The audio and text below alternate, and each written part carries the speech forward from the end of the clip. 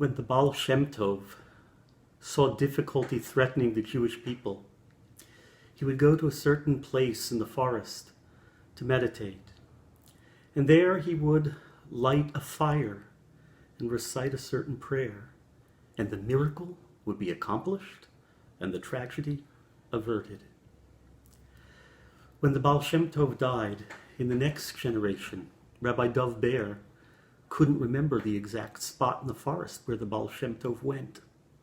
But he did go into the forest, and he lit a fire, and he recited the prayer.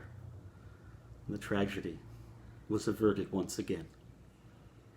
By the next generation, Rabbi Moshe Leib of Sasov not only didn't know the exact spot in the forest, but he also didn't remember the exact words of the prayer. But he lit a fire, and he prayed in his own words, and the misfortune was once again averted.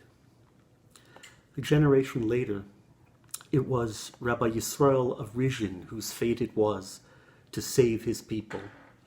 And by that time, he no longer remembered any of the instructions of his ancestors. And so he sat in his armchair with his head in his hands.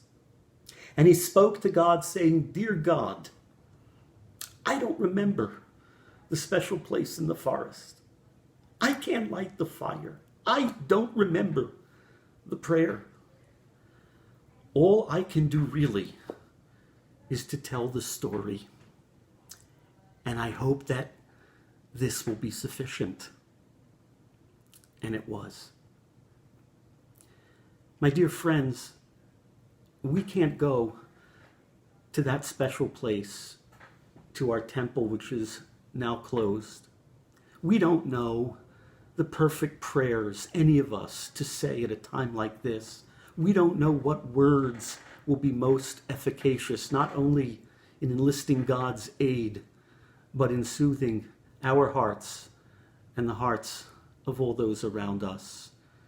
We don't know what medical techniques are best. We're still learning how to combat this ferocious virus. But what we do have, and what we do know, are the stories.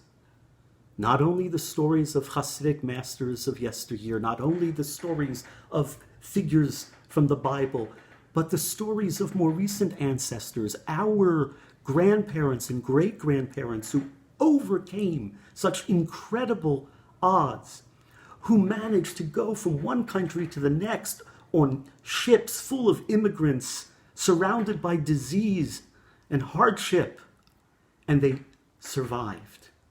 They survived. Think about the stories that have been told to you in your own family, stories of Jewish strength and fortitude. That's what it is to have a Jewish soul. And let those stories be the words that carry us through this very, very difficult time.